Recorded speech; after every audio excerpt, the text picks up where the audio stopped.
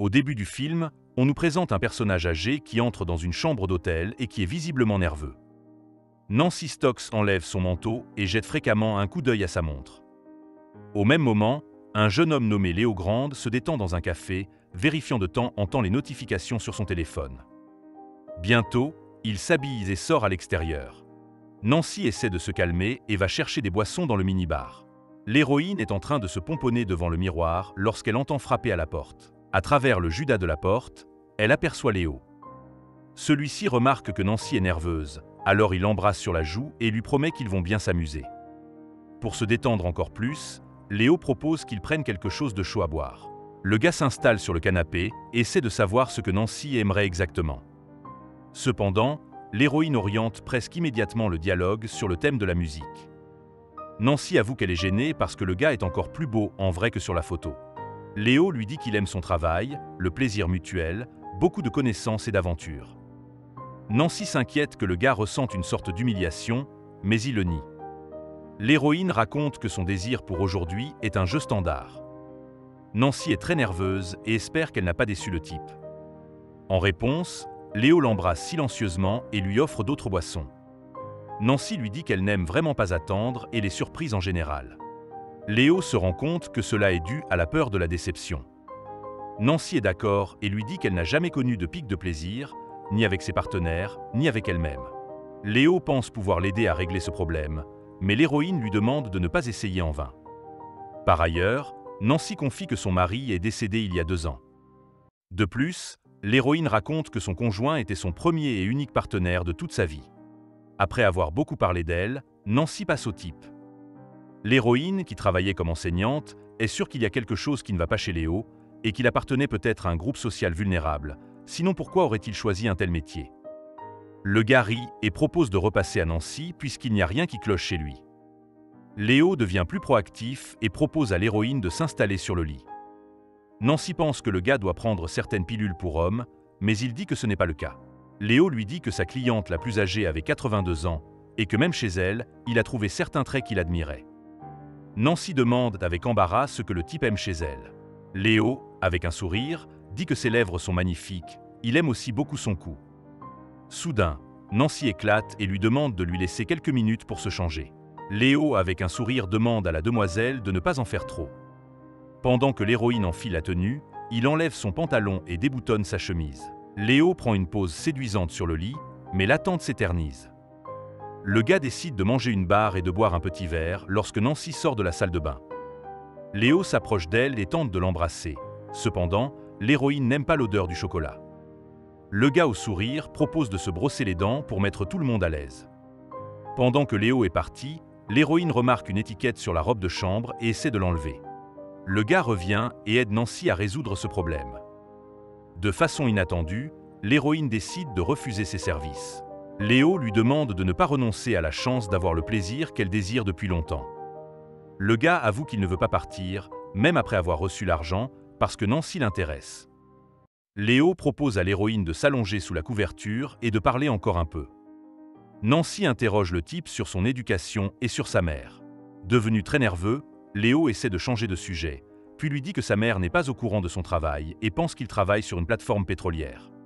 Nancy, à son tour, parle également de sa famille. L'héroïne trouve son fils un peu ennuyeux et elle a des relations tendues avec sa fille.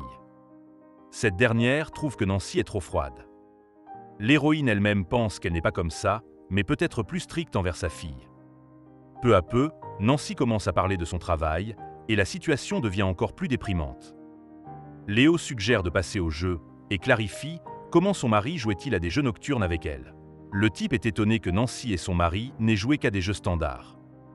Léo comprend pourquoi l'héroïne se méfie tant des jeux nocturnes. Nancy raconte qu'adolescente, elle s'est envolée avec ses parents pour la Grèce. Là-bas, elle a eu une brève liaison avec un employé de l'hôtel. Tout était merveilleux.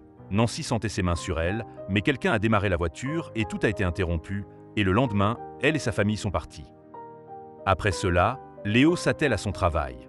Lors de la réunion suivante, Nancy se sent plus libérée, et de plus, prépare une liste de jeux qu'elle aimerait essayer.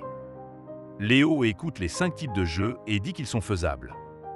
Le gars est surpris lorsque Nancy dit qu'elle aimerait tous les essayer au cours d'une même réunion.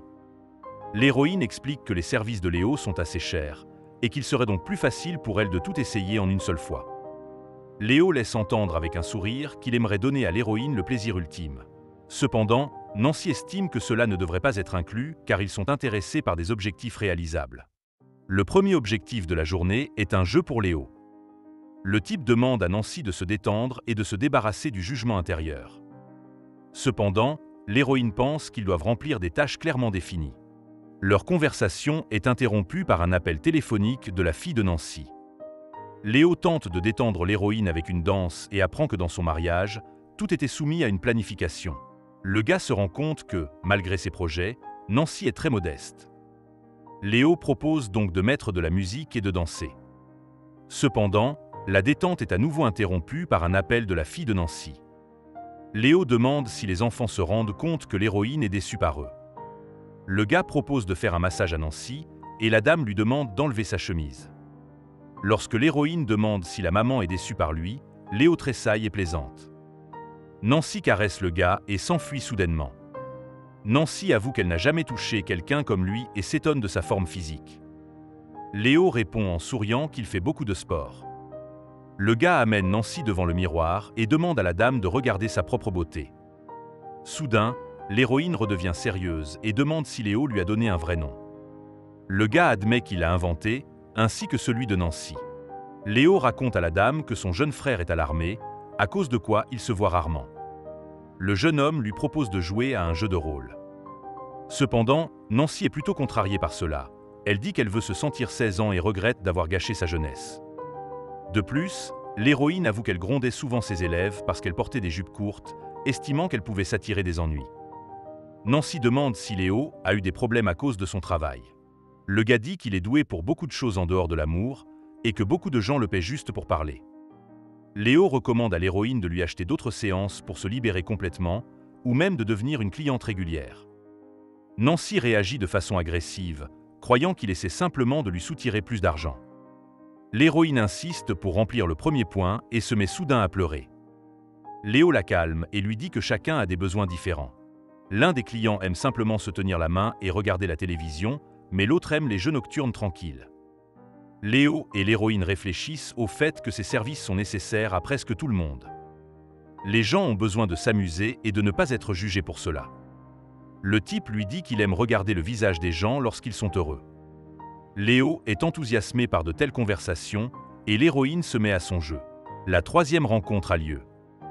L'héroïne s'obstine à vouloir parler à Léo de ce qu'il est en dehors de cette pièce, mais celui-ci s'éloigne du sujet et propose de profiter de l'ici et du maintenant. Nancy avoue alors qu'elle sait que son vrai nom est Connor.